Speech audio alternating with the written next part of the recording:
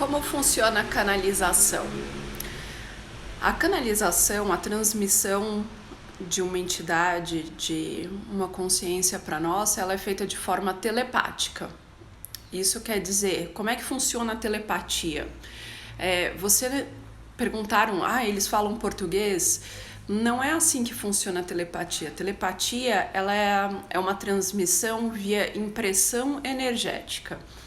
Então, por isso que a mediunidade, ela desperta de forma diferente para cada pessoa, porque cada um vai interpretar essa impressão de uma forma diferente.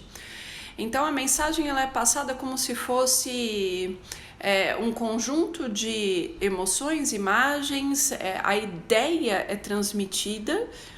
E aí o médium interpreta dentro do seu vocabulário, dentro da sua experiência individual. Como é que a gente sabe quem é a entidade? Porque elas se apresentam, né? Você pergunta, quem é você, quem é que está falando? Antes de receber a mensagem dos meus mentores, eu trabalhava na Umbanda e trabalhava com guias, e os guias se apresentam, um preto velho, a cabocla, uma pombagira, fala o nome e se apresentam para trabalhar com você. Os nossos irmãos galácticos, eles se apresentam da mesma forma. Os meus mentores, Enkel e Astor, são pleiadianos, Surpus, ele é siriano. Agora, a gente tem essa compreensão, né, como se as entidades fossem as pessoas exatamente, né, como se fossem pessoas como nós desencarnadas vindo dar um recado pra gente, como um anjo. Mas eu vou aprofundar aqui um pouco mais para vocês refletirem sobre isso, que quanto mais eu exploro essa compreensão que nós somos nós somos o Criador, nós somos consciências coletivas, nós somos fractais de alma. Nós não somos uma alma inteira, nós somos um pedacinho da nossa alma vivendo uma experiência aqui, simultaneamente aos nossos fractais em outras dimensões. Então, quando eu exploro essa concepção e quando vocês ouvem os falangeiros de Maria, eu entendo que as consciências vibram em frequências de acordo com a sua evolução e compreensão. Então, vamos lá.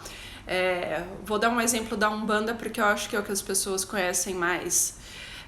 A linha da esquerda, uma linha de Exu e Pombagira, eles são muito próximos à nossa frequência vibratória, encarnados da terceira dimensão. Eles são literalmente como se fôssemos nós desencarnados, então eles têm uma outra percepção porque eles não estão encarnados, mas a compreensão de universo, de fraternidade, de coisas materiais é muito similar com a nossa.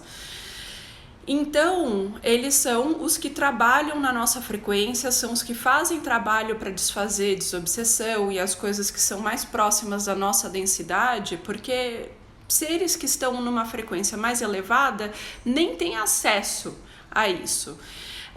Mas às vezes, como eles se apresentam, a gente tem que entender que essa linha de frequência e o Exu e a Pombagira são como se fossem arquétipos.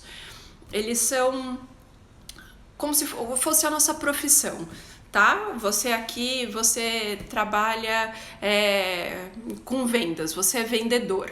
Aí você desencarna, você vai trabalhar com as pessoas encarnadas fazendo as limpezas profundas. Você fala, então eu vou ser Exu, entendeu? Essa é a minha compreensão. Eu tô passando para vocês para explorar outro tipo de compreensão sobre com quem a gente fala. Então, o Exu, a Pombagira, o Preto Velho, eles são consciências que trabalham nessa linha vibratória. E conforme você vai subindo, se elevando na sua compreensão, você trabalha em outras linhas. Assim como os anjos, assim como Os santos, quanto mais elevados são as frequências vibratórias, por isso que é mais difícil para a gente acessar muitas vezes a comunicação com um arcanjo, porque a gente tem que estar num estado de pureza, de coração, numa vibração de amor muito elevada para conseguir sintonizar. Aí esse é o segundo ponto. Para a gente sintonizar as mensagens, tem que estar na nossa frequência vibratória. Então, normalmente, na minha compreensão, guias e mentores que nós canalizamos, eles são outros fractais de alma que estão vivendo multidimensionalmente e vêm nos dar conselho e nos acompanham porque eles são uma parte nossa. Por isso que a gente tem facilidade de conectar com os mentores, porque eles são uma parte nossa. Então é como se a gente tivesse o nosso eu futuro, o nosso eu passado vindo dar conselho. E outra coisa que eu compreendo é que como nós somos todos um, e eu acredito que na nossa experiência a nossa realidade só tem a nossa perspectiva e o outro, encarnado ou desencarnado, é sempre um espelho pra gente.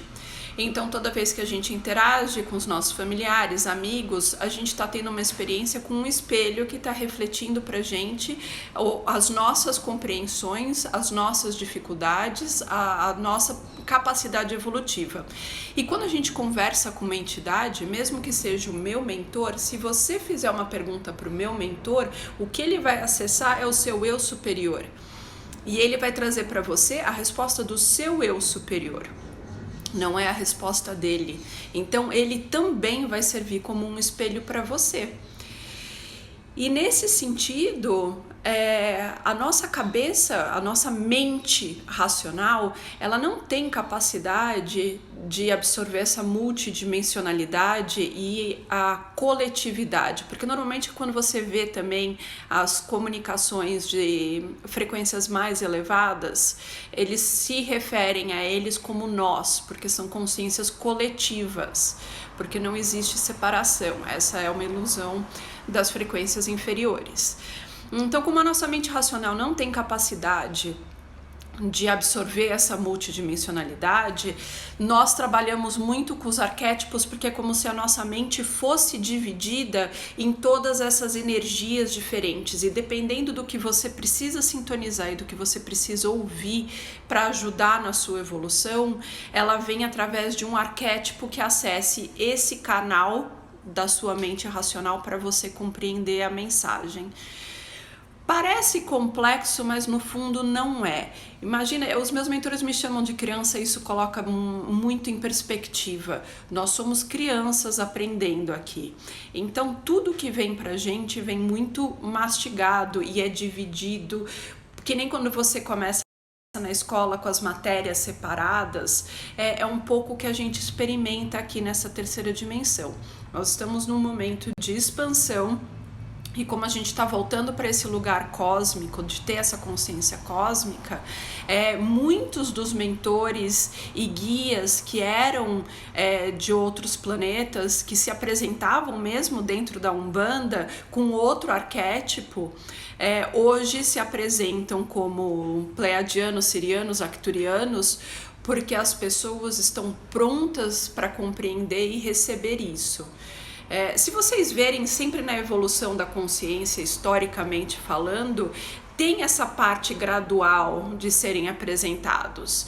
Quando o espiritismo foi iniciado com Kardec, teve muita resistência. Quando a Umbanda começou no Brasil, teve muita resistência. Então você partir sempre para esse grau maior de expansão de compreensão e trabalhar com outras frequências, com outras compreensões, tem resistência. Mas os mentores serem sirianos, pleiadianos, não é diferente de uma outra frequência que esteja aqui.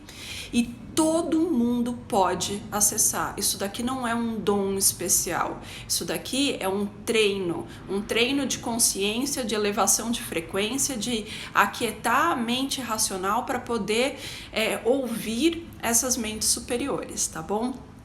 Espero ter respondido.